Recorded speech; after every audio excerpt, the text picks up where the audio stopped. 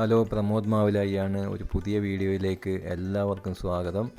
ഇന്നത്തെ വീഡിയോ നമ്മുടെ കൊട്ടിയൂർ ക്ഷേത്രത്തിലേക്ക് ഇപ്പം സൗത്ത് ഇന്ത്യയിൽ തന്നെ ചർച്ചാ വിഷയമായിരിക്കുന്ന ഒരുപാട് കർണാടക, തമിഴ്നാട് ഭാഗങ്ങളിൽ നിന്നുള്ള ഭക്തരെ കൊണ്ട് തിങ്ങി നിറഞ്ഞിരിക്കുന്ന ക്ഷേത്രത്തിലേക്കുള്ള ഒരു യാത്രയാണ്. അപ്പോൾ ഞാനിന്ന് KSRTC ബസ്സിലാണ് പോയത്. കഴിഞ്ഞ വർഷം എനിക്ക് പോകാൻ പറ്റിയില്ല. അപ്പോൾ നമ്മൾ KSRTC ബസ് KSRTC സ്റ്റാൻഡിൽ നിന്ന് എടുത്ത് ഒരു 9:30 മണി, രാവിലെ 9:30 മണിയാകുമ്പോഴേക്കും എടുത്ത്. നല്ല വെയിലൊക്കെ ഉണ്ടായിരുന്നു. അത് പുതിയ ബസ് സ്റ്റാൻഡ്, പഴയ ബസ് സ്റ്റാൻഡ് അങ്ങനെ കറങ്ങി തിരിച്ച് വരുമ്പോഴേക്കും ഏകദേശം ഒരു 20 മിനിറ്റ് കണ്ണൂരിൽ തന്നെ, ടൗണിൽ തന്നെ അങ്ങനെ പോയി കിട്ടി. അപ്പോൾ ഞാൻ പുറത്തെ കാഴ്ചകളൊക്കെ കണ്ടിങ്ങനെ ബസ്സിലിരുന്നു. അങ്ങനെ നമ്മുടെ കാൽടാക്സ് ജംഗ്ഷനാണ് ഇപ്പോൾ നിങ്ങൾ കണ്ടുകൊണ്ടിരിക്കുന്നത്. കാൽടാക്സ്, കണ്ണൂരിലെ പ്രശസ്തമായ കാൽടാക്സ് സർക്കിള്, അവിടെ ഒരു സിഗ്നലുണ്ട്. അതൊക്കെ പാസ് ചെയ്തു പതുക്കെ ബസ് കൂത്തുപറമ്പ് സൈഡിലേക്ക്, ഇവിടുന്ന് പയ്യന്നൂർ സൈഡും പോകാം, കൂത്തുപറമ്പ് തലശ്ശേരി ഭാഗത്തേക്കും പോകാം. അങ്ങനെ ബസ് കൂത്തുപറമ്പ് സൈഡിലേക്കാണ് പോയിക്കൊണ്ടിരിക്കുന്നത്. അപ്പോൾ എനിക്ക് ഡയറക്റ്റ് കൊട്ടിയൂർ ബസ് കിട്ടിയില്ല. ഞാനൊരു മാനന്തവാടി ബസ്സിൽ കയറി നെടുമ്പോയിൽ ഇറങ്ങിയിട്ട് അവിടുന്ന് വേറെ ഒരു ബസ് പിടിച്ച് കൊട്ടിയൂരേക്ക് പോകാമെന്നുള്ള ഉദ്ദേശത്തിലാണ് ഇറങ്ങിയിരിക്കുന്നത്.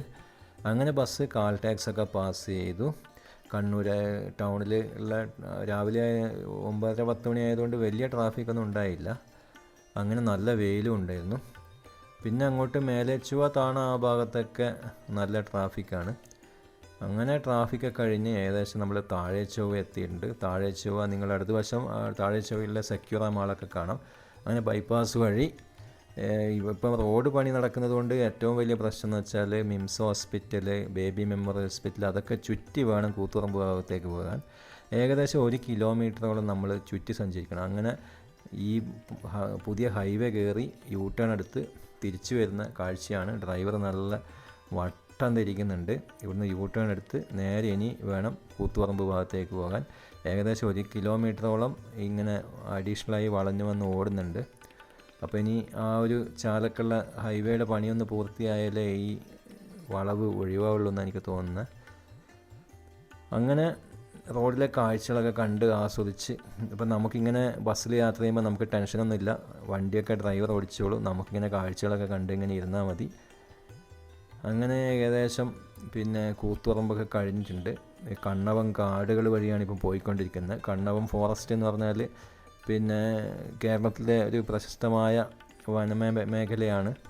അപ്പോൾ അതുവഴി ആ മഴ പെയ്ത് 2 സൈഡിലുള്ള പച്ചപ്പൊക്കെ ആസ്വദിച്ച് ഇങ്ങനെ യാത്ര ചെയ്തുകൊണ്ടിരിക്കുകയാണ്.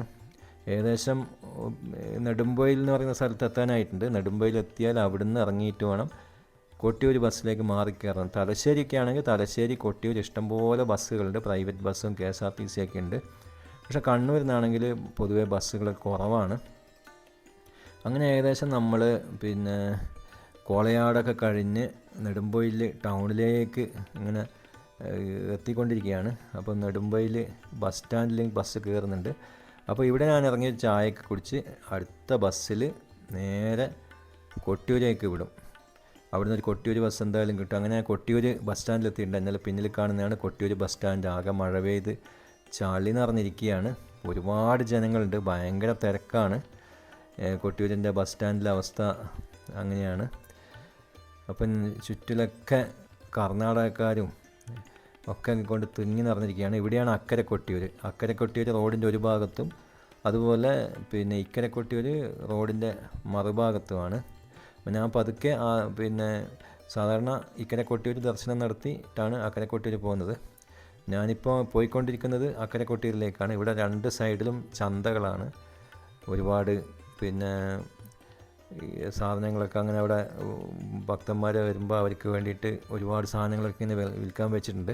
ഇതാണ് ഇക്കരെ കൊട്ടിയൂരിൻ്റെ മുൻവശമാണ്. ഇതിൻ്റെ നേരെ ഓപ്പോസിറ്റാണ് അക്കരെ കൊട്ടിയൂരിലേക്കുള്ള വഴി. അപ്പോൾ ആ വഴിയിലൂടെ ആളുകൾ ഇങ്ങനെ അക്കരെ കൊട്ടിയൂരിലേക്ക് പോയിക്കൊണ്ടിരിക്കുന്ന കാഴ്ചയുണ്ട്. 2 സൈഡിലും ഇങ്ങനെ സാധനങ്ങൾ വിൽക്കാൻ വെച്ചിരിക്കുകയാണ്. അതുപോലെ തന്നെ ഇവിടെ ഓടപ്പൂ വിൽപ്പനയുണ്ടാവും. അങ്ങനെ പല പിന്നെ സ്ത്രീകൾക്കും കുട്ടികൾക്കൊക്കെയുള്ള പല സംഗതികളിലൂടെ ഇങ്ങനെ വിൽക്കുന്നുണ്ട്. കണ്ടോ, ഇതൊക്കെ കാണുന്നില്ലേ? അപ്പോൾ ഇതൊക്കെ കണ്ടിങ്ങനെ ആസ്വദിച്ച് ചെറിയ ചാറ്റൽ മഴയൊക്കെ ആസ്വദിച്ച് ഇങ്ങനെ നടക്കുകയാണ്. ഈ സൈഡിൽ മൊത്തം ഓടപ്പൂവാണ്. ഓടപ്പൂ ഇവിടെ വരുന്ന മിക്ക ആൾക്കാർ ഇവിടുന്ന് ഓടപ്പൂ വാങ്ങിച്ച് കൊണ്ടുപോകും. അപ്പോൾ അങ്ങനെ അത് ദേവസ്വത്തിൻ്റെ വകയൊന്നുമല്ല, പ്രൈവറ്റായിട്ട് ആൾക്കാർ വിൽക്കുന്നതാണ്. ഇത് അങ്ങനെ ഈ നേരെ അക്കരക്കൊട്ടിയിലേക്കുള്ള വഴിയാണിത്. ഈ വഴി അങ്ങനെ കടന്നാൽ ഇനി ബാവലിപ്പുഴയാണ്. ബാവലിപ്പുഴ ചെറിയ പാലം വഴി ഒക്കെ കടന്നിട്ട് വേണം നമുക്ക് അക്കരക്കൊട്ടിയിലേക്ക് എത്താൻ. അപ്പോൾ ഇവിടെയൊക്കെ ക്ലോക്ക് റൂം, ചെരുപ്പുകൾ സൂക്ഷിക്കുന്ന സ്ഥലമൊക്കെയാണ് ഇനി എത്താൻ പോകുന്നത്. അവിടെയൊക്കെ ഭയങ്കര തിരക്കാണ്. ക്ലോക്ക് റൂമിലെ ബാഗുകൾ, ബാക്ക് പാക്കൊക്കെ കണ്ട് ശരിക്കും അതിശയപ്പെട്ടു. ഇതാണ് അക്കരക്കൊട്ടിയിലേക്കുള്ള ഈ ബാവലിപ്പുഴയിൽ കുറുകെയുള്ള പാലമാണ്. ഇനി ഇത് പാലം കടന്ന് വീണ്ടും ഒരു സിമൻറ്റ് ഒരു മണൽച്ചാക്കിട്ടൊരു ഇതും കൂടി ഉണ്ട്. അതും കൂടി കടന്നിട്ട് വേണം അങ്ങോട്ടേക്ക് കിടക്കാം. ഇതൊക്കെ ഒരു പുതിയ ട്രെൻഡാണ്, ഇങ്ങനെയുള്ള കല്ലൊക്കെ അടുക്കി വെക്കുന്നത്. പല ഭക്തരും വന്ന് ഇതുപോലെ കല്ലൊക്കെ അടുക്കി വെക്കും. അതുപോലെ ഇവിടെ പുഴയിലൊക്കെ ഇങ്ങനെ കല്ലടക്കി വെക്കുന്നുണ്ട്. ഇത് ആണ് തിരുവഞ്ചിറയിലേക്കുള്ള വഴിയാണ്, ഇടവഴിയാണ്. ഈ വഴിയിൽ ഇങ്ങനെ വെള്ളം എപ്പോൾ ഇങ്ങനെ ഒഴുകിക്കൊണ്ടിരിക്കും മഴക്കാലത്ത്. ഇനി എങ്ങോട്ടാണ് ഞാൻ അങ്ങോട്ട് കയറിയത്? നോക്കുമ്പം ജനസമുദ്രമാണ്. എൻ്റെ ജീവിതത്തിൽ ഇതുവരെയും കൊട്ടിയൂർ ഞാനിങ്ങനെ തിങ്ങി നിറഞ്ഞ് കണ്ടിട്ടില്ല. നമുക്ക് ദർശനമൊന്നും സാധിക്കാത്ത അവസ്ഥയാണ്. 4-5 മണിക്കൂർ ക്യൂ നിന്നാൽ മാത്രമേ നമുക്കിവിടെ ദർശനം നേടാൻ പറ്റുള്ളൂ. അപ്പോൾ എനിക്ക് അത്രയും സമയമുണ്ടായിരുന്നില്ല. അപ്പോൾ അതുകൊണ്ട് ഞാൻ അവിടെ എല്ലാം ചുറ്റി കണ്ടു. അപ്പോൾ തമിഴ്നാട്ടിൽ നിന്നും കർണാടകയിൽ നിന്നൊക്കെ ഒരുപാട് ആൾക്കാർ വന്നിട്ട് ഈ ക്യൂവിലിങ്ങനെ മണിക്കൂറുകളായി നിൽക്കുകയാണ്.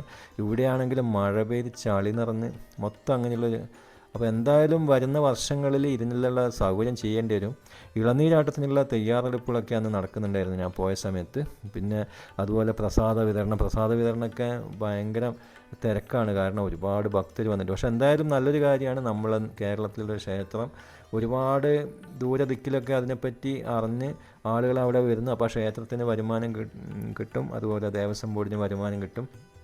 അപ്പോൾ അതൊക്കെ നല്ല കാര്യമാണ്. പക്ഷേ വരുന്ന വർഷങ്ങളിൽ ഇത് കണ്ട് ഇതുപോലെ ഒരുപാട് വ്ളോഗേഴ്സൊക്കെ അവിടെ ഇങ്ങനെ റീൽസ് എടുക്കലും പരിപാടികളൊക്കെ നടക്കുന്നുണ്ട്.